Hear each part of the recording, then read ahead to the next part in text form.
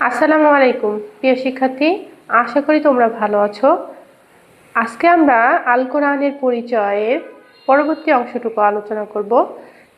চলো তাহলে আমরা শুরু করি। প্রথম ক্লাসে আমরা আলোচনা করেছিলাম আল কোরআনের পরিচয়, এর গঠন, কাঠামো, গুরুত্ব এগুলো সম্পর্কে। আজকে আমরা শুরু করব ওহী সম্পর্কে। চলো তাহলে শুরু করি। ওহীর সংজ্ঞা। ওহী শব্দটির আবিধানিক অর্থ হচ্ছে ইলামু ফিল খাফ, অর্থাৎ গোপনীয়ভাবে কোনো কিছু জানিয়ে দেওয়া। গোপনভাবে কোনো কিছু জানিয়ে দেয়া। তাহলে আমরা কি পেলাম বলো? আর ওহী শব্দটির অর্থ হচ্ছে গোপনভাবে কিছু জানিয়ে দেওয়া, গোপনভাবে কিছু জানা। এছাড়াও ওহী শব্দটির আরও কিছু অর্থ পাওয়া যায়। এটি হচ্ছে ইঙ্গিত করা, কথা, বিভিন্ন অর্থেও এটি ব্যবহার হয়ে থাকে। ইসলামী শরীয়তের পরিভাষায় আল্লাহ তাআলার পক্ষ থেকে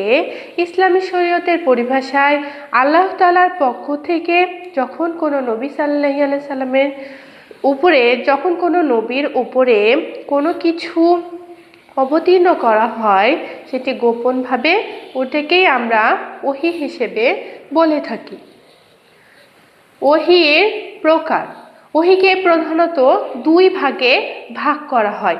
একটি হচ্ছে মাতলু এবং অপরটি হচ্ছে গায়রে মাতলু। ওহী মাতলু হচ্ছে পঠিত ওহী, যার ভাব ও ভাষা উভয় মহান আল্লাহ তাআলার পক্ষ থেকে অবতীর্ণ, যেমন আল কোরআনুল কারীম। ওহী মাতলু সেই চিরন্তন ও অবিনশ্বর বাণী যা নবীগণের ওপর নাজিল হতো। ওহী প্রধানত কয় প্রকার? দুই প্রকার। একটি হচ্ছে ওহী মাতলু আর অপরটি হচ্ছে ওহী গায়রে মাতলু। ওহী মাতলু হচ্ছে যার ভাব, যেই ওহীটার ভাব ও ভাষা দুটোই মহান আল্লাহ তাআলার, সেটি হচ্ছে ওহী মাতলু। এটি হচ্ছে আল কোরআনুল কারীম। আর দ্বিতীয়টি হচ্ছে ওহী গায়রে মাতলু। ওহী গায়রে মাতলু হচ্ছে যার ভাব ভাষা আল্লাহ তাআলার, কিন্তু যার ভাব, যেই ওহীটির ভাব মহান আল্লাহ তাআলার কিন্তু ভাষা রাসূল সাল্লাল্লাহু আলাইহি সাল্লামের, সেটি হচ্ছে ওহী গায়রে মাতলু। ওহী গায়রে মাতলু হিসেবে আমরা হাদিসকে বলে থাকি। তাহলে আমরা কি পেয়েছি বলো? ওহী প্রধানত দুই প্রকার। যদি প্রশ্নে আসে ওহী কত প্রকার, তাহলে কি বলবে? ওহী দুই প্রকার। এটা জানার জন্য ওহী গায়রে মাতলু আর ওহী মাতলু। এবার এসো ওহী অবতরণের পর্যায়। ওহীগুলো সরাসরিভাবে একসঙ্গেই অবতীর্ণ হয় না। বিভিন্ন প্রয়োজন অনুসারে হাদিস এবং কোরআন, এই দুটি মহান আল্লাহ তাআলার পক্ষ থেকে এসেছে। এগুলো বিভিন্ন পর্যায় রয়েছে। চলো তাহলে সেগুলো আমরা একটু আলোচনা করে দেখি। মহান আল্লাহ তাআলা আরশে আজিম, মহান আল্লাহ তাআলা আরশে আজিমে লাউহে মাহফুজ নামক একটি ফলক রয়েছে, বা স্থানটির নাম হচ্ছে লাউহে মাহফুজ। এখানে একসঙ্গে ফলক হতে প্রথমত আল কোরআন মহান আল্লাহ তাআলার আরশে আজিম লাউহে মাহফুজে লিখিত হয়েছে, এবং এখান থেকে একসঙ্গে রমজান মাসে লাইলাতুল কদরে দুনিয়ার নিকটবর্তী আসমানে বাইতুল ইজ্জাতে অবতীর্ণ হয়। সর্বপ্রথম কোথায় রাখা হয়েছিল? এটা হচ্ছে মহান আল্লাহ তাআলার আরশে আজিম, এর নাম হচ্ছে লাউহে মাহফুজ, এবং এখান থেকে একসঙ্গে সেটি রমজান মাসে, যদি বলা হয় কোরআন মাজিদ কোন মাসে নাজিল করা হয়, এটি হচ্ছে রমজান মাস, এইটি লাইলাতুল কদর রজনীতে। এখানে একটি প্রশ্ন হয়ে থাকে, লাইলাতুল কদর রজনীটি কিসের জন্য বিখ্যাত, বা কেন এই লাইলাতুল কদরটিকে সবাই চিনে? এটার উত্তর হবে আল কোরআন নাজিলের জন্য। দুনিয়ার নিকটবর্তী আসমান লাউহে মাহফুজ থেকে আল কোরআনটি অবতীর্ণ হয়ে কোথায় রাখা হয়েছিল? দুনিয়ার নিকটবর্তী স্থান, দুনিয়ার নিকটবর্তী আসমান অর্থাৎ প্রথম আসমানে, দুনিয়ার নিকটবর্তী যে আসমানটি প্রথম আসমান হিসেবে ধরা হয়, লাউহে মাহফুজ থেকে সেটি অবতীর্ণ হয়ে প্রথম আসমানে রাখা হয়। প্রথম আসমানে নির্দিষ্ট একটি স্থানের নাম, সেটি হচ্ছে বাইতুল ইজ্জাত। এই বাইতুল ইজ্জাতে রাখা হয়। বাইতুল ইজ্জাত থেকে এবার প্রথম আসমানের একটি স্থান বাইতুল ইজ্জাত, এবং বাইতুল ইজ্জাত থেকে প্রয়োজন অনুসারে জিব্রাইল আলাইহিস সালামের মাধ্যমে আস্তে আস্তে বিভিন্ন ধাপে ধাপে প্রয়োজন অনুসারে এটি জিব্রাইল আলাইহিস সালামের মাধ্যমে রাসূল সাল্লাল্লাহু আলাইহি সাল্লামের উপর নাজিল হয়। আল কোরআন অবতরণের পর্যায়ের আমরা প্রথম অংশ আলোচনা করলাম। তাহলে কি জানলাম বলো? সর্বপ্রথম মহান আল্লাহ তাআলা আল কোরআন অবতীর্ণ করার পরে তিনি তার আরশে আজিমে সেটি লাউহে মাহফুজ থেকে লাইলাতুল কদর রজনীতে রমজান মাসে দুনিয়ার নিকটবর্তী আসমান, এটি হচ্ছে বাইতুল ইজ্জাতে অবতরণ করে রেখেছিলেন। তারপরে সেটি আস্তে আস্তে প্রয়োজন অনুসারে মহানবী সাল্লাল্লাহু আলাইহি সাল্লামের উপর অবতীর্ণ করেন। এবার রাসূল সাল্লাল্লাহু আলাইহি সাল্লামের প্রতি সত্য স্বপ্নের মধ্য দিয়ে ওহী নাজিলের সূচনা হয়। রাসূল সাল্লাল্লাহু আলাইহি সাল্লামের প্রতি সর্বপ্রথম তিনি স্বপ্নে দেখেন এবং এটি ছিল ওহী। রাসূল সাল্লাল্লাহু আলাইহি সাল্লামের প্রতি সত্য স্বপ্নের মাধ্যমে ওহী অবতরণের সূচনা হয়। তার মধ্যে নির্জন ও নিরিবিলি ইবাদতে বন্দী করার আগ্রহ সৃষ্টি হয়। এটি হচ্ছে ওহী নাজিলের একটি ঘটনা। তোমরা জেনে থাকো, তবে চলো আমরা আরেকটু আলোচনা করি বা পুনরায় সেটি জেনে নিই। এক সময় মহানবী সাল্লাল্লাহু আলাইহি সাল্লাম স্বপ্নে দেখেন যে তারপরে ওহী নাজিল করা হয় স্বপ্নের মাধ্যমে, রাসূল সাল্লাল্লাহু আলাইহি সাল্লামের আদেশ নিষেধ। তারপরে তিনি নির্জনে বা নিরিবিলিতে ইবাদত বন্দী করার আগ্রহ সৃষ্টি হয়। তিনি কোলাহলপূর্ণ জায়গায় থাকতে পছন্দ করলেন না এবং নির্জনে শুধুমাত্র আল্লাহর দিকে মনোনিবেশ করার জন্য নির্জনে চলে গেলেন। এটি তিনি কোলাহলপূর্ণ সংসার ও সমাজ ত্যাগ করে নির্জনে হেরা পর্বতের একটি গুহায়, এটি হচ্ছে হেরা পর্বতের একটি গুহায় যখন মহানবী সাল্লাল্লাহু আলাইহি সাল্লাম স্বপ্নের মাধ্যমে ওহী প্রাপ্ত হলেন, তখন তিনি মহান আল্লাহ তাআলার প্রতি ইবাদতে মশগুল হলেন এবং তিনি একটি নির্জন পর্বত পাহাড় হেরা পর্বতের একটি গুহায় রাতের পর রাত এবং দিনের পর দিন ইবাদত বন্দেগীতে মশগুল থাকতে লাগলেন। তাহলে সেই গুহাটির নাম কি, যেখানে মহানবী সাল্লাল্লাহু আলাইহি সাল্লাম ইবাদত করতেন এবং সর্বপ্রথম কোরআন নাজিল হয়েছিল? এটি হচ্ছে হেরা পর্বত গুহা। হেরা গুহায় যাওয়ার সময় তিনি কিছু খাবার, মহানবী সাল্লাল্লাহু আলাইহি সাল্লাম যখন প্রথম চলে গেলেন তখন তিনি কিছু খাবার সঙ্গে নিয়ে গিয়েছিলেন এবং পরবর্তীতে যখন খাবার শেষ হয়ে যায়, পরবর্তী সময়ে প্রিয়ময়ী স্ত্রী হযরত খাদিজা রাদিয়াল্লাহু তাআলা আনহু মাঝে মাঝে একসঙ্গে কয়েক দিনের খাবার নিয়ে মহানবী সাল্লাল্লাহু আলাইহি সাল্লামের নিকট উপস্থিত হতেন, অর্থাৎ খাবার দিয়ে আসতেন। এমত অবস্থায় এক পবিত্র রাতে রাসূল সাল্লাল্লাহু আলাইহি সাল্লাম ইবাদত বন্দেগীতে মশগুল ছিলেন। এরকম অবস্থায় এক রাতে ফেরেশতা জিবরাইল আলাইহিস সালামের মাধ্যমে তার নিকট সূরা আলাক সর্বপ্রথম নাজিলকৃত আয়াত হচ্ছে সূরা আলাকের প্রথম 5 আয়াত। মহানবী সাল্লাল্লাহু আলাইহি সাল্লাম যখন ধ্যানে মগ্ন ছিলেন, এমত অবস্থায় এক সময় জিবরাইল আলাইহিস সালামের মাধ্যমে সূরা আলাকের প্রথম 5টি আয়াত নাজিল হয়। এখান থেকে ছোট প্রশ্ন আমরা নিতে পারি। দেখো, আর পবিত্র কোরআনে অবতীর্ণ সর্বপ্রথম আয়াত কোনগুলো? সেটি হচ্ছে সূরা আলাকের প্রথম 5 আয়াত। মহানবী সাল্লাল্লাহু আলাইহি সাল্লাম বলেন, আমি তো পড়তে জানি না। অর্থাৎ জিবরাইল আলাইহিস সালাম মহানবী সাল্লাল্লাহু আলাইহি সাল্লামের নিকট ওহী নিয়ে আসার পরে মহানবী সাল্লাল্লাহু আলাইহি সাল্লামের নিকট এসে বললেন, আপনি পড়ুন। রাসূল সাল্লাল্লাহু আলাইহি সাল্লাম কখনো পড়েনি বা পড়তে জানেন না। এমত অবস্থায় জিবরাইল আলাইহিস সালাম এসে সরাসরি বলছেন, আপনি পড়ুন। মহানবী সাল্লাল্লাহু আলাইহি সাল্লাম অবাক এবং বললেন, আমি তো পড়তে জানি না। মহানবী সাল্লাল্লাহু আলাইহি সাল্লাম তখন বলেন, তখন জিবরাইল আলাইহিস সালাম আমাকে ধরে এমন জোরে আলিঙ্গন করলেন, আমি তাতে বেশ কষ্ট অনুভব করলাম। এরপর ফেরেশতা আমাকে ছেড়ে দিয়ে পুনরায় পড়তে বললেন। আমি বললাম, আমি তো পড়তে পারি না। এমত অবস্থায় 2 বার অতিবাহিত হয়। রাসূলুল্লাহ সাল্লাল্লাহু আলাইহি ওয়াসাল্লাম বলেন, তখন ফেরেশতা তৃতীয়বার আমাকে, প্রথম 1 বার 2 বার, তারপরে তৃতীয়বার আমাকে ধরে বেশ জোরে আলিঙ্গন করলেন। তৃতীয়বার আমাকে ছেড়ে দিয়ে বললেন, পড়ুন, অর্থাৎ ইকরা বিসমি রব্বিকাল্লাযী খলাক, খলাকাল ইনসানা মিন আলাক, ইকরা রাব্বুকাল আকরাম আল্লাযী আল্লামা বিল কালাম, আল্লামাল ইনসানা মা লাম ইয়ালাম। অর্থাৎ সূরা আলাকের প্রথম 5টি আয়াত তিনি বললেন, তোমার রবের নামে পড়ো, যিনি তোমাকে সৃষ্টি করেছেন মানুষকে জমাট বাঁধা রক্তপিণ্ড থেকে। পড়ো, আর তোমার রব বড়ই অনুগ্রহশীল, তিনি কলম দ্বারা জ্ঞান শিখিয়েছেন, এমন জ্ঞান যা মানুষকে শিখিয়েছেন যা সে জানতো না। আল্লাহ রাব্বুল আলামিন আল কোরআনের 5টি আয়াত নাজিল করলেন জিবরাইল আলাইহিস সালামের মাধ্যমে, এবং সর্বপ্রথমে এটি রাসূল সাল্লাল্লাহু আলাইহি ওয়াসাল্লাম পড়লেন। তারপরে আসছে আল কোরআন মাজিদ সংরক্ষণ। প্রথম পর্বটি গেল আল কোরআনের নাজিলের পর্যায়। এবার আসছে আল কোরআনের সংরক্ষণ।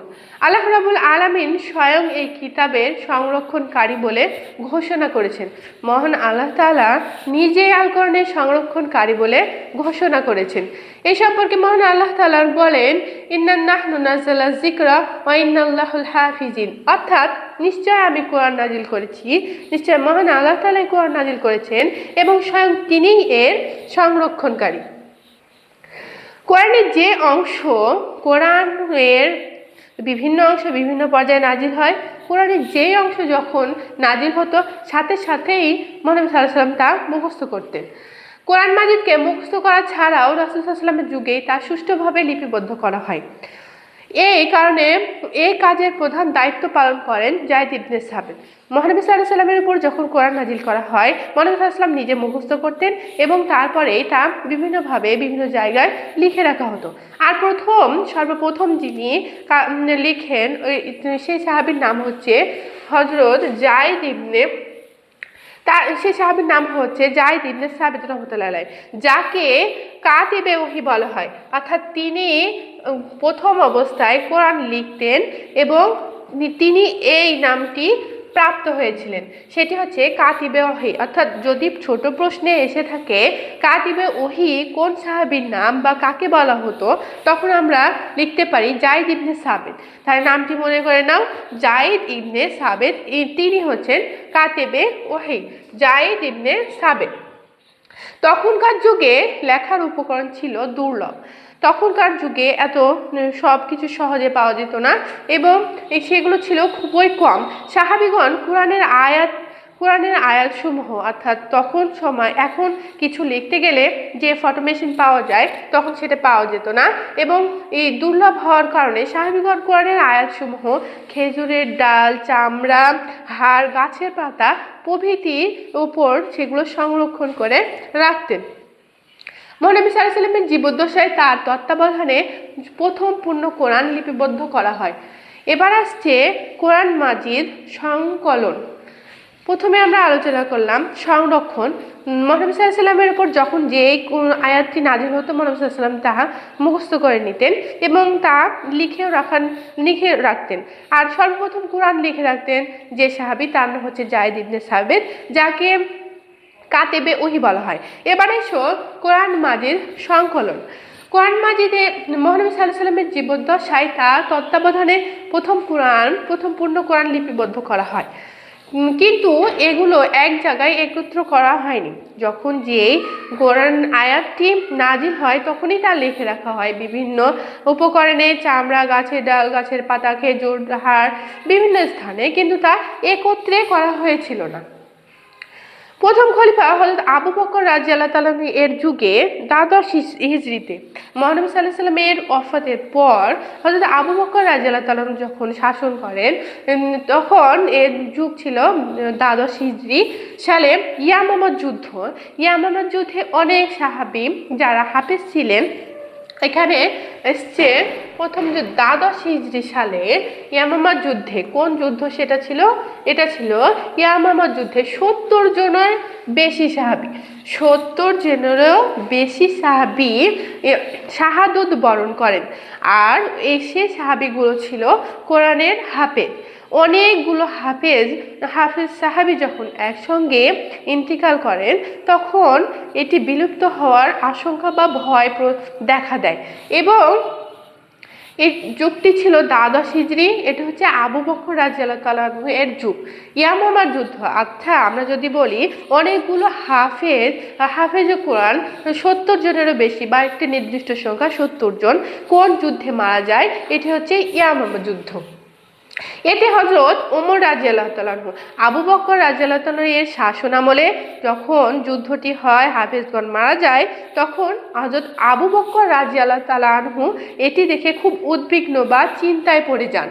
তিনি খলিফা আবু বকর, উমর তো তখন খলিফায় ছিল না, তখন ছিলেন আবু বকর, এবং তিনি আবু বকর রাদিয়াল্লাহু তাআলা আনহুকে এসে বলেন, এভাবে জিহাদে হাফেজগণ শহীদ হতে থাকলে কোরআনের অনেক অংশেই বিলুপ্ত হয়ে যাওয়ার আশঙ্কা রয়েছে।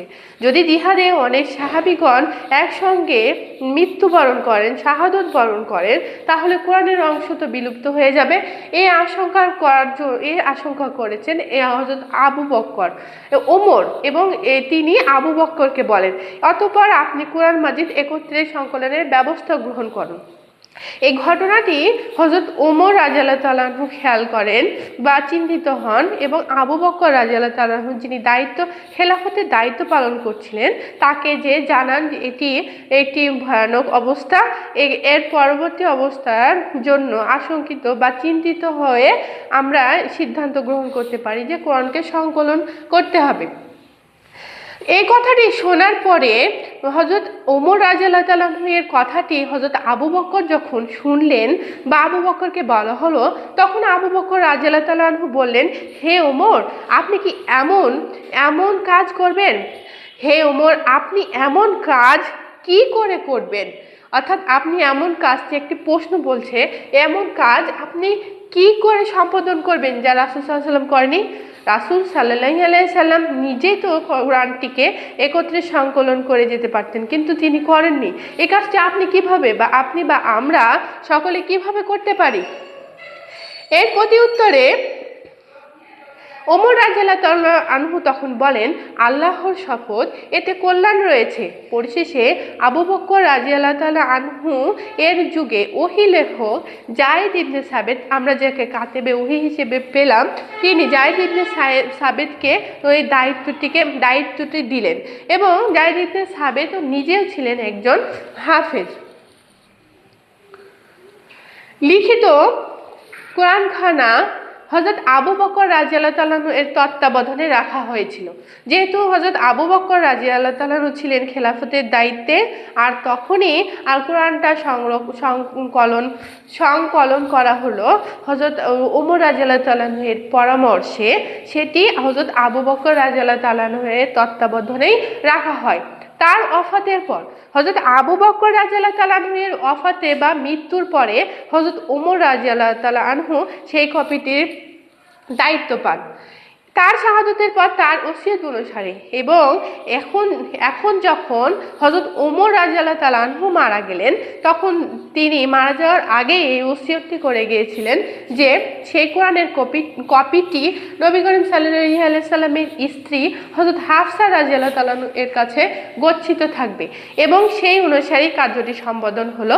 প্রথমত আবু বকর রাদিয়াল্লাহু তাআলা এর তত্ত্বাবধানে ছিল, পরবর্তীতে সেটি ওমর রাদিয়াল্লাহু তাআলা এর তত্ত্বাবধানে ছিল, এবং তার ওসিয়ত অনুসারে এটি রাসূল সাল্লাল্লাহু আলাইহি ওয়াসাল্লামের স্ত্রী বিবি হাফসা রাদিয়াল্লাহু তাআলার নিকট গচ্ছিত থাকে।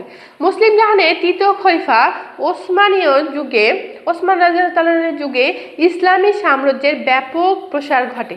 এখান থেকে আমরা উপরের অংশ থেকে আমরা ছোট প্রশ্ন কিছু নিতে পারি। দেখো, যখন প্রথমত কোরআনটি লিপিবদ্ধ হলো সেটি কার কাছে ছিল? এটি হচ্ছে হযরত আবু বকরের কাছে। আবু বকর রাদিয়াল্লাহু তাআলা আনহু যখন মারা গেলেন, তার পরবর্তী খলিফা হযরত ওমর রাদিয়াল্লাহু তাআলা আনহু দায়িত্ব পেলেন এবং কোরআনের সংরক্ষণ কপিটি হযরত ওমর রাদিয়াল্লাহু তাআলা আনহুর কাছেই ছিল। ওমর রাদিয়াল্লাহু তাআলা আনহুর পরবর্তীতে যে খলিফা এসেছিল, তিনি ওসমানকে না দিয়ে তার ওসিয়ত অনুসারে রাসূল সাল্লাল্লাহু আলাইহি ওয়াসাল্লামের বিবির ঘরের মধ্য থেকে কার কাছে কোরআনের কপিটি ছিল? এটি ছিল হযরত বিবি হাফসা রাদিয়াল্লাহু তাআলা আনহা। যখন ওসমান রাদিয়াল্লাহু তাআলা খেলাফতের দায়িত্ব লাভ করেন এবং সেই সময়ে ইসলামের ব্যাপক প্রসার ঘটে, ইসলামের বিভিন্ন ভাষাভাষী মানুষগণ ইসলাম গ্রহণ করেন এবং ইসলাম অনুযায়ী জীবনযাপন করে। তাদের ভাষা বিভিন্ন হওয়ার কারণে কুরাইশি আরবি আর অন্যান্য আরবির মধ্যে পার্থক্য দেখা দেয় এবং এতে কোরআনের ভাষাগুলোর উচ্চারণের কিছু বিঘ্ন ঘটে বা অন্যরকম উচ্চারণ হতে থাকে। হযরত ওসমান রাদিয়াল্লাহু তাআলা আনহুর উদ্যোগে হিজরি 24 সালে প্রথমটা হয়েছিল দ্বাদশ হিজরিতে, তারপরে এটি হিজরি 24 সালে শেষবার আবার সংকলনের সিদ্ধান্ত গ্রহণ করা হয়। যখন অন্যান্য বিভিন্ন ভাষাভাষীগণ তাদের চলিত ভাষা কোরআনের উপর উচ্চারণের ক্ষেত্রে ব্যবহার করছিল, তখন এটি বিভিন্ন কোরআনের উচ্চারণগুলো, ভাষার অর্থগুলো বিঘ্ন ঘটে, অর্থাৎ অর্থের পরিবর্তন হতে থাকে এবং পরবর্তীতে এটি হিজরি 24 সালে ওসমান রাদিয়াল্লাহু তাআলা আনহু ভাবলেন এটির আবার সংকলন করা প্রয়োজন এবং তিনি 24 সালে সেটি সংকলন করলেন। হযরত হাফসা রাদিয়াল্লাহু যখন বিভিন্ন ভাষায় মানুষ এটি পড়তে থাকলো তাদের উপভাষাগুলোতে, তখন হযরত হাফসা রাদিয়াল্লাহু তাআলার নিকট যেই কপিটি হযরত আবু বকর রাদিয়াল্লাহু তাআলা লিপিবদ্ধ করেছিলেন সেই কপিটি সংগ্রহ করলেন এবং সেখান থেকে 60টি মূল কপিতে কোরআনকে বিভক্ত করা হলো, অর্থাৎ হাফসা রাদিয়াল্লাহু তাআলার কাছ থেকে মূল কপিটি নিয়েই আরও 60টি কপি তৈরি করা হলো এবং সেটি 60টি প্রদেশে প্রেরণ করা হলো। তারপর বিভ্রান্তি নিরসনের জন্য বিক্ষিপ্তভাবে সংরক্ষিত কপিগুলো সকলের কাছ থেকে সংগ্রহ করে বিনষ্ট করে দেওয়া হলো।